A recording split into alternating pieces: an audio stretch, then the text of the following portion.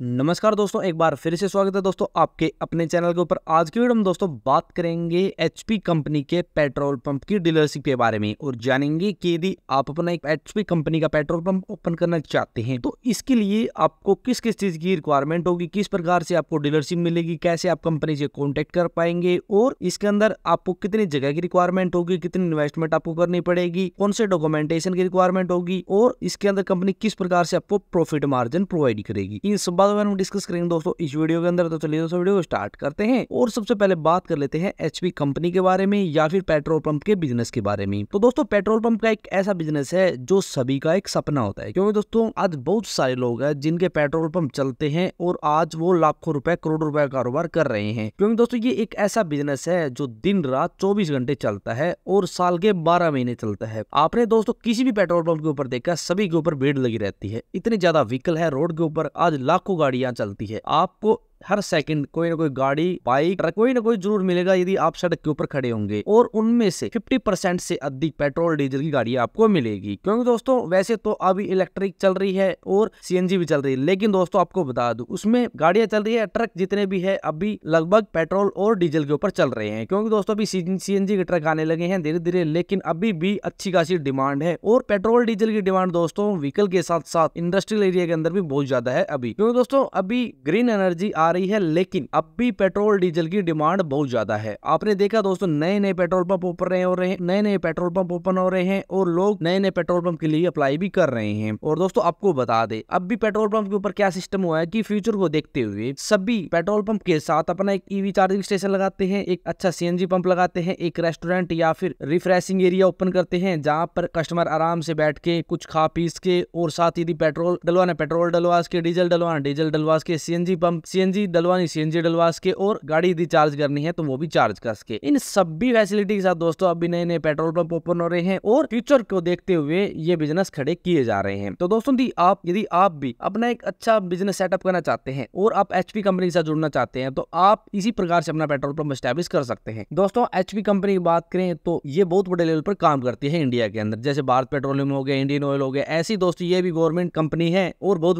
बड़े लेवल पर काम कर रही है। आज लगभग 15,500 से अधिक पेट्रोल पंप ऑपरेशनल है और नए नए ओपन भी हो रहे हैं और दोस्तों आने वाले समय के अंदर और भी ज्यादा पेट्रोल पंप कंपनी लगा रही है। और दोस्तों ये कंपनी ऐसी है जो इंडिया के कोने कोने के अंदर काम करती है। यदि आपको रोड के ऊपर पेट्रोल पंप दिखेंगे तो उनमें एचपी कंपनी के बहुत ज्यादा मिलेंगे, क्योंकि दोस्तों ये कंपनी अच्छे लेवल पर काम करती है और अच्छी सर्विस प्रोवाइड करती है। तो दोस्तों आप अपना एक अच्छा बिजनेस सेटअप करना चाहते हैं तो आप एचपी कंपनी के साथ जुड़ सकते हैं और जब कंपनी की एडवर्टाइजमेंट आए उस टाइम अप्लाई करके अपना पेट्रोल पंप एस्टैब्लिश कर सकते हैं। यदि आपको पेट्रोल पंप निकलता है तभी आप अप्लाई कर सकते हैं, वरना दोस्तों आप अप्लाई नहीं कर सकते। सबसे पहले बात आई दोस्तों आप एचपी कंपनी का पेट्रोल पंप एस्टैब्लिश करना चाहते हैं तो इसके लिए आपको किस किस चीज की रिक्वायरमेंट होगी, या फिर आप यदि पेट्रोल पंप के साथ ईवी चार्जिंग स्टेशन या फिर सीएनजी पंप एस्टैब्लिश करते हैं और साथ ही एक रेस्टोरेंट शुरू करते हैं तो इसके लिए आपको क्या क्या चीजों की रिक्वायरमेंट होगी। तो दोस्तों रिक्वायरमेंट की बात करें तो सबसे पहले दोस्तों आपके पास एक बिग अमाउंट की इन्वेस्टमेंट होनी चाहिए, यानी 1.5 से 2 करोड़ रुपए या फिर 2.5 करोड़ रुपए से भी ज्यादा की एक इन्वेस्टमेंट आपके पास होनी चाहिए। उसके बाद दोस्तों आपके पास ऑन रोड जमीन होनी चाहिए और आपकी जमीन ग्रीन बेल्ट के अंदर होनी नहीं चाहिए। उसके बाद दोस्तों आपकी जमीन पर अच्छी पानी और इलेक्ट्रिसिटी की फैसिलिटी होनी चाहिए और आपको सभी डॉक्यूमेंट की रिक्वायरमेंट होगी। उसके बाद दोस्तों आपको वर्कर हायर करने हैं, उसके बाद आपको कंस्ट्रक्शन वर्क करवाना है और आपके पास एक अच्छी स्किल होनी चाहिए इस सेक्टर के अंदर। इन सभी चीजों के साथ दोस्तों आप एक अच्छा पेट्रोल पंप ओपन कर सकते हैं या फिर साथ में EV charging station, CNG pump, इन सभी चीजों का एक कॉम्बिनेशन लगाकर अच्छा बिजनेस सेटअप कर सकते हैं और अच्छा पैसा कमा सकते हैं। दोस्तों ये प्रोसेस आपको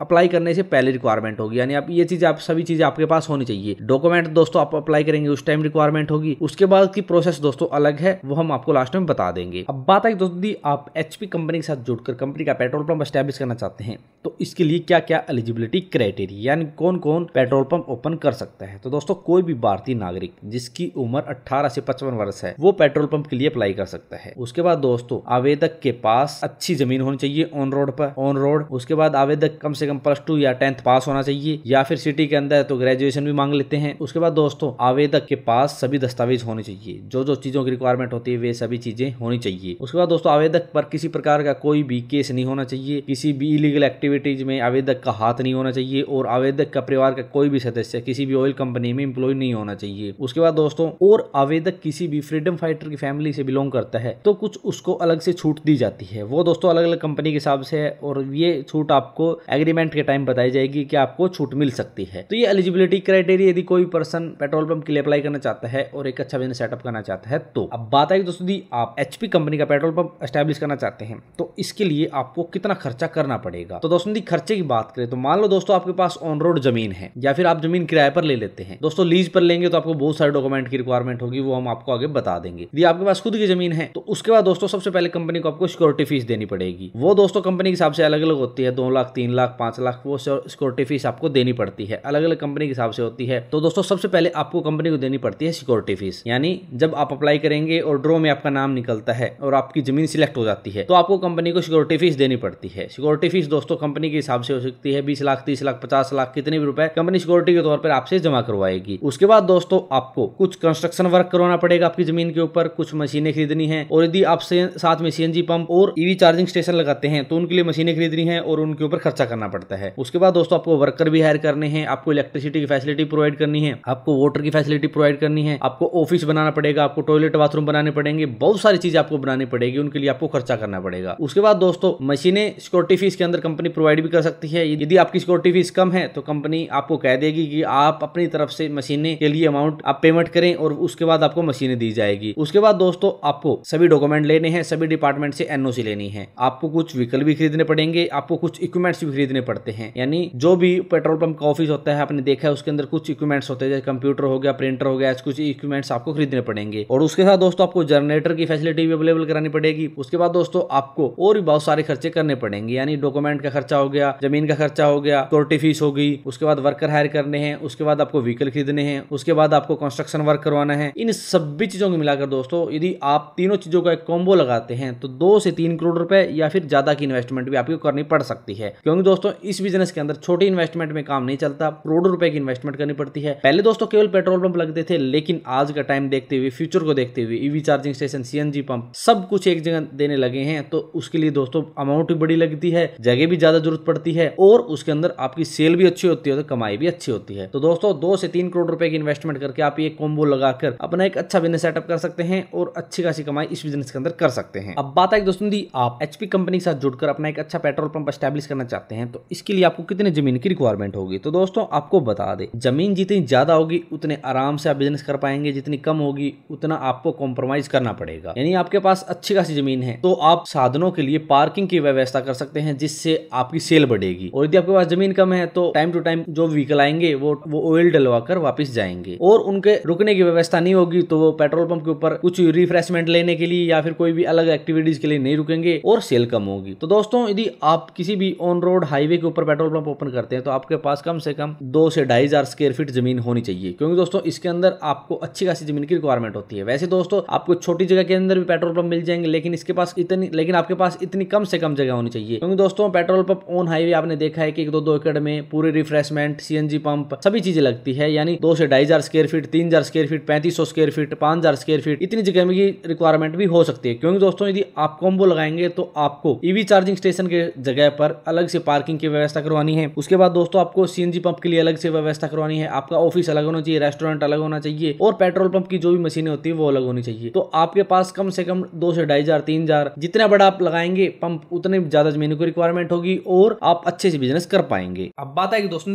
आप किसी भी कंपनी का पेट्रोल पंप या फिर सीएनजी पंप लगाना चाहते हैं तो इसके लिए कौन सी डॉक्यूमेंटेशन की रिक्वायरमेंट होगी। तो दोस्तों डॉक्यूमेंटेशन की बात करें तो इसके अंदर आपको बहुत से डॉक्यूमेंटेशन की रिक्वायरमेंट होती है। सबसे पहले आपको अपने पर्सनल डॉक्यूमेंटेशन की रिक्वायरमेंट होती है, जैसे आपके पास अपनी आईडी प्रूफ के तौर पर आपका Aadhaar card, PAN card, voter card, या फिर आपके पास अपनी इनकम का प्रूफ होना चाहिए, आपके पास अपनी रेजिडेंस का प्रूफ होना चाहिए, आपके पास अपनी एज का प्रूफ होना चाहिए, या फिर आपके पास अपने passport size photographs, email ID, mobile number, ऐसे पर्सनल डॉक्यूमेंट सभी होने चाहिए। उसके बाद बात आती है आपके पास यदि आपने जमीन खरीदी है या फिर आपके पास जो जमीन है उसके डॉक्यूमेंट की बात, आपके पास अपनी जमीन के प्रॉपर डॉक्यूमेंट होने चाहिए। यदि आपके पास खुद की जमीन है, यदि आपकी जमीन किसी रिश्तेदार के नाम है तो उससे आपको एनओसी लेनी पड़ेगी। पड़ेगी। यदि आपने जमीन खरीदी है तो उसके सेल डीड आपके पास होने चाहिए। जमीन लीज पर ली है तो आपके पास उस जमीन के लीज डीड होने चाहिए। ऐसे प्रॉपर डॉक्यूमेंट आपके पास होने चाहिए। और सबसे इंपॉर्टेंट बात बता दें दोस्तों, यदि आपकी जमीन एग्रीकल्चर लैंड है तो उसको आपको नॉन एग्रीकल्चर लैंड के अंदर कन्वर्ट करवाना पड़ेगा और उसका सर्टिफिकेट लेना पड़ेगा, जिसके लिए आपको अच्छी इन्वेस्टमेंट करनी पड़ेगी। दोस्तों ऐसे आपकी जमीन कन्वर्ट नहीं होगी, पहले कन्वर्ट करवानी पड़ेगी, उसके लिए आपको बड़ी इन्वेस्टमेंट करनी पड़ेगी। और दोस्तों उसके बाद आपको बहुत से डिपार्टमेंट से एनओसी लेनी पड़ेगी। सबसे पहले दोस्तों आपको फायर डिपार्टमेंट से एनओसी लेनी पड़ेगी। आपके पास जो लोकल अथॉरिटी है आपके पास उससे लाइसेंस लेना पड़ेगा। आपको NHAI से एनओसी लेनी पड़ेगी। आपको वन विभाग से एनओसी लेनी पड़ेगी। आपको विस्फोटक विभाग से एनओसी लेनी पड़ेगी। आपको पुलिस डिपार्टमेंट से एनओसी लेनी पड़ेगी। और इसके साथ आपको PESO लाइसेंस लेना पड़ेगा। इसी से आपको DC से, आपके एरिया के अंदर जो भी DC है उससे आपको परमिशन लेनी पड़ेगी। ऐसे सभी से आपको लाइसेंस और एनओसी लेने पड़ेंगे। GST नंबर लेना पड़ेगा, रजिस्ट्रेशन नंबर लेना पड़ेगा। और ऐसे बहुत सारे लाइसेंस और एनओसी के साथ आप अपने पेट्रोल पंप के लिए अप्लाई कर पाएंगे। ऐसे बहुत सारे लाइसेंस और एनओसी आपको लेनी पड़ेगी, तभी आप अपना एक अच्छा पेट्रोल पंप, CNG पंप और EV चार्जिंग स्टेशन रन कर सकते हैं और अपना एक बड़ा बिजनेस एस्टेब्लिश कर सकते हैं। दोस्तों आपको बता दें, आपको सभी एनओसी डॉक्यूमेंटेशन और जो भी जमीन से जुड़े डॉक्यूमेंट है हमने हमारी वेबसाइट के ऊपर बताए हैं। आप हमारी वेबसाइट को विजिट करके प्रॉपर इन्फॉर्मेशन वहां से ले सकते हैं। अब दोस्तों आपको एक छोटी सी प्रोसेस बताते हैं कि कैसे आप पेट्रोल पंप ओपन कर सकते हैं। तो दोस्तों सबसे पहले आप इनकी ऑफिशियल वेबसाइट या न्यूज़पेपर को चेक करते रहे। जब भी कंपनी एडवर्टाइजमेंट देगी तो या तो न्यूज़पेपर में देगी या अपनी ऑफिशियल वेबसाइट के ऊपर देगी। तो यदि किसी भी लोकेशन पर कोई एडवर्टाइजमेंट आई है और आपकी लोकेशन उसके आसपास है तो आप ऑनलाइन रजिस्ट्रेशन करें। और दोस्तों जैसे ही आप ऑनलाइन रजिस्ट्रेशन करेंगे तो कंपनी के पास आपकी इन्फॉर्मेशन और आपकी ज़मीन की लोकेशन चली जाएगी और कंपनी कुछ दिन के पास दोस्तों एक ड्रॉ निकालेगी, क्योंकि दोस्तों बहुत ज़्यादा मात्रा में रजिस्ट्रेशन होते हैं और कंपनी को कुछ लोकेशन सेलेक्ट करनी होती है। तो दोस्तों कंपनी ड्रॉ निकालती है और ड्रॉ में यदि आपका नाम आता है तो कंपनी आपसे कॉन्टैक्ट करेगी और आपकी ज़मीन पर सर्वे करेगी। सर्वे करने के बाद आपको ब्रांड सिक्योरिटी भरनी पड़ेगी और ब्रांड सिक्योरिटी भरने के बाद दोस्तों आपको कंपनी लाइसेंस देगी। तो दोस्तों इस प्रोसेस के माध्यम से आप आसानी से पेट्रोल पंप ओपन कर सकते हैं यदि आपके पास अच्छी इन्वेस्टमेंट है और आपकी लोकेशन पर कोई एडवर्टाइजमेंट आई है। अब बात करते हैं दोस्तों कि आप HP पेट्रोल पंप डीलरशिप लेने के लिए आप ऑनलाइन रजिस्ट्रेशन कैसे कर सकते हैं। दोस्तों यदि आप HP पेट्रोल पंप डीलरशिप लेने के लिए ऑनलाइन रजिस्ट्रेशन करना चाहते हैं तो आप इनकी ऑफिशियल वेबसाइट पर जाकर ऑनलाइन रजिस्ट्रेशन कर सकते हैं। बात है कि दोस्तों जी, आप किसी भी कंपनी का पेट्रोल पंप या फिर CNG पंप लगाना चाहते हैं तो इसके अंदर कंपनी किस प्रकार से आपको प्रॉफिट मार्जिन देगी। तो दोस्तों आपको बता दें, पेट्रोल डीजल के ऊपर तो प्रॉफिट मार्जिन हमने आपको पहले बताया है, जैसे ₹1.20 से ₹1.80, ₹2.40, ऐसे पेट्रोल और डीजल के ऊपर आपको प्रॉफिट मार्जिन मिलता है। लेकिन बात करें CNG पंप की तो वहां प्रति किलो के हिसाब से आपको ₹2, ₹3 ऐसे अलग अलग प्रॉफिट मार्जिन मिलता है। अलग अलग लोकेशन के हिसाब से आपको अलग अलग जगह के अलग अलग रेट मिलेंगे। CNG पंप के दिल्ली साइड के अलग रेट है, हरियाणा के अलग रेट है और आपको पंजाब के अंदर अलग रेट मिलेंगे। ऐसे CNG पंप के रेट के अंदर बहुत ज्यादा फर्क होता है, तो वहां अलग अलग प्रॉफिट मार्जिन आपको कंपनी द्वारा दिया जाता है। वैसे दोस्तों EV चार्जिंग स्टेशन के ऊपर भी दोस्तों कंपनी प्रति यूनिट के हिसाब से आपको अलग अलग प्रॉफिट मार्जिन देगी। तो दोस्तों ऐसे अलग अलग चीज की प्रॉफिट मार्जिन कंपनी आपको तब समझाएगी जब आपको डीलरशिप दी जाएगी और आपकी जमीन के ऊपर पेट्रोल पंप एस्टेब्लिश कराया जाएगा। यानी एग्रीमेंट से पहले आपको प्रॉपर इंफॉर्मेशन दे दी जाएगी और उसके बाद आप एग्रीमेंट होगा और तभी आप कंपनी के साथ मिलकर अपना एक अच्छा पेट्रोल पंप एस्टेब्लिश कर पाएंगे। अब बात है कि दोस्तों जी, आप किसी भी कंपनी का पेट्रोल पंप एस्टेब्लिश करेंगे या फिर CNG पंप एस्टेब्लिश करेंगे तो कंपनी क्या क्या सपोर्ट करेगी। तो दोस्तों आपको बता दें, कोई भी कंपनी हो सब जगह सपोर्ट करती है। कंपनी आपके स्टाफ को ट्रेनिंग भी देगी, कंपनी स्टाफ को सैलरी भी देगी, कंपनी आपके एडवर्टाइजमेंट के अंदर, मार्केटिंग के अंदर सपोर्ट करेगी, कंपनी आपको कोई भी टेक्निकल दिक्कत आएगी उसके अंदर सपोर्ट करेगी, आपको टेक्निकल हेल्प प्रोवाइड करेगी और इसके बाद बहुत सारी चीजें होती है जो कंपनी आपको सपोर्ट करेगी। क्योंकि दोस्तों कंपनी को अपना पेट्रोल पंप चलाना होता है तो कंपनी आपको प्रॉपर इन्फॉर्मेशन के साथ प्रॉपर हेल्प के साथ आपको सपोर्ट करेगी, जिससे आप अपना पेट्रोल पंप, CNG पंप और आपका EV चार्जिंग स्टेशन अच्छे से रन कर पाएं। ठीक है दोस्तों, तो जब भी कंपनी आपसे एग्रीमेंट करेगी तो आपको बता देगी कि इस चीज में आपको सपोर्ट करेगी, लेकिन हमने आपको मोटा मोटा बता दिया कंपनी ये चीजें तो आपको पक्की करेगी जिससे आपको कोई भी प्रॉब्लम ना हो और आप अच्छे से कंपनी का पेट्रोल पंप चला पाएं। और दोस्तों आपको बता दें, बहुत सारे लोग हैं दोस्तों जिसका सपना होता है कि वह पेट्रोल डीजल के अंदर बिजनेस करे या फिर अपना पेट्रोल पंप एस्टेब्लिश करे और उनके पास इन्वेस्टमेंट नहीं होती। तो कंपनियों ने अब एक डोर स्टेप का तरीका अपनाया है, जिसके अंदर यदि आपके पास अपना व्हीकल है खुद का, तो आप कंपनी के साथ जुड़कर पेट्रोल डीजल का बिजनेस कर सकते हैं। इसके अंदर दोस्तों ज्यादा बड़ी इन्वेस्टमेंट की जरूरत नहीं होती। कुछ कंपनियां हैं जो इसके लिए डीलरशिप फ्री भी दे देती है, लेकिन कुछ कंपनियां फीस लेती है। तो आपके पास व्हीकल है तो आप 5 से 10 लाख 20 लाख तक अपना एक अच्छा डोर स्टेप पेट्रोल डीजल का बिजनेस सेटअप कर सकते हैं। इसके अंदर दोस्तों कंपनी आपके व्हीकल के ऊपर एक अच्छा टैंक लोड करेगी, जिसके अंदर अपना खुद का पेट्रोल और डीजल प्रोवाइड करेगी, और फिर आप बड़े बड़े इंडस्ट्रियल एरिया हो गया या फिर बड़ी बड़ी सोसाइटी हो गई, बड़ी बड़ी ट्रांसपोर्ट होगी, उनको आप पेट्रोल और डीजल की डिलीवरी देंगे। क्योंकि दोस्तों उनके बहुत ज्यादा डीजल और पेट्रोल की खपत होती है, तो वो डेली पेट्रोल पंप के ऊपर चक्कर नहीं लगाते, इसलिए उनको वहीं फैसिलिटी अवेलेबल करवानी पड़ती है। तो कंपनी आपको एक अच्छा तरीका दे रही है। यदि आप किसी भी कंपनी के साथ मिलकर या फिर यानी जियो बीपी होगी, इंडियन ऑयल होगी, एचपी होगी, बीपीसीएल होगी, नेयारा एनर्जी होगी, सभी कंपनियां आजकल ये ट्रेंड चला रही है। और यदि आपके पास व्हीकल है तो आप कंपनी के साथ जुड़कर अपना एक अच्छा पेट्रोल और डीजल का बिजनेस कम से कम 10 से 15 लाख या फिर 20 लाख के बीच स्टार्ट कर सकते हैं, और अच्छा बिजनेस सेटअप करके पेट्रोल और डीजल अच्छा पैसा बना सकते हैं। तो ऐसे आप थोड़े पैसे के अंदर भी पेट्रोल और डीजल का बिजनेस सेटअप कर सकते हैं।